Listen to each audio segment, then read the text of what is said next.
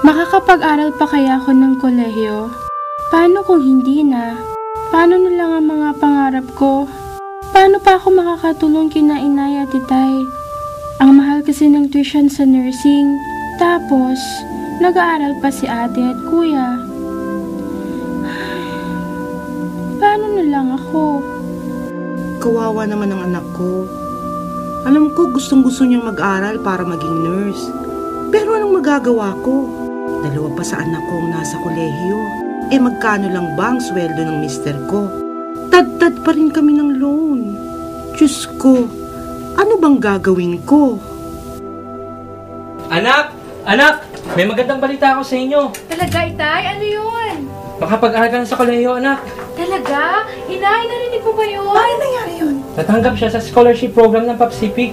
Naku, talaga? Sa wakas, matutupad ang pangarap ko makapag-aral. Salamat sa Pacific.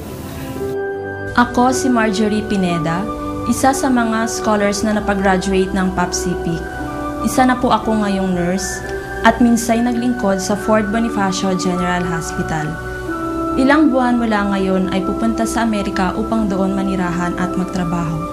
Salamat sa Diyos at unti-unti kong nakakamtan ang aking mga pangarap.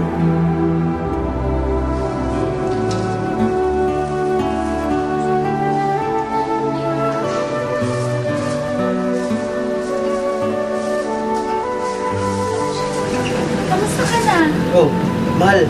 Makakalabas na daw ako bukas. Nandiyan ang discharge papers ko. Naku, tamang-tama. Alam mo bang katatawag ko lang sa Pacific at ang sabi nila, papunta na ang magdadala ng saklay at wheelchair mo. Talaga? Bilis talaga ng serbisyo ng Pacific. Tama ka dyan. Buti na lang, mahal, at ganito lang nangyari sa akin.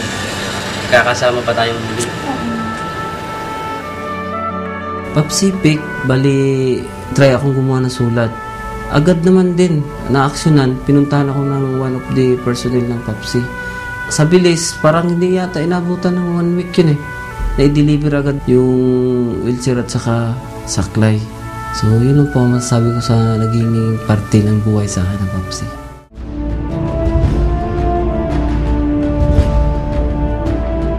Napakasakit mawala ng minamahal, lalo na kung biglaan. Haharapin kong mag-isa ang buhay. Alam ko na laging sinasabi ng asawa ko na ang lahat ng sakripisyong ito ay para sa serbisyo, para sa bayan. Pero paano naman kami ng mga anak niya?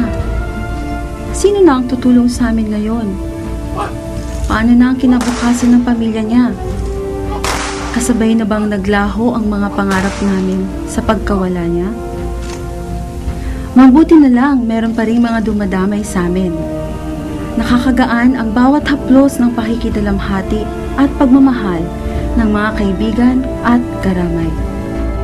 Ang puso ng Papsi ay handang tumulong sa anumang oras ng pangangailangan. Higit sa lahat, sa oras ng kalungkutan.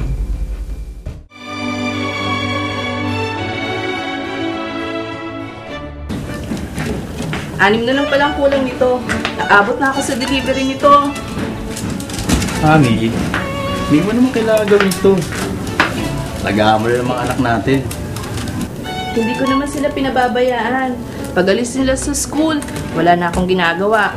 Kaya siya makipag-chismisan ako dyan sa kapitbahay. Mabuti na ito. Makakatulong din ito sa barbecue stand na pinaplano ko dyan. Ikaw na nga ang bahala. Bagay, di maitutulong na ito sa atin. Alam mo ba, ang isa pang ikinatutuwa ko dito, nalaman ko na kaya ko palang gawin to. Nasubukan ko ang sarili ko. Dati-dati hindi ko pinapansin mga kapitbahay natin. Pero ngayon, nagtutulungan na kami. Bukas nga, attend kami ng seminar ng Papsi. At matutulungan daw nila tayo sa negosyong gusto nating itayo. Ayun na.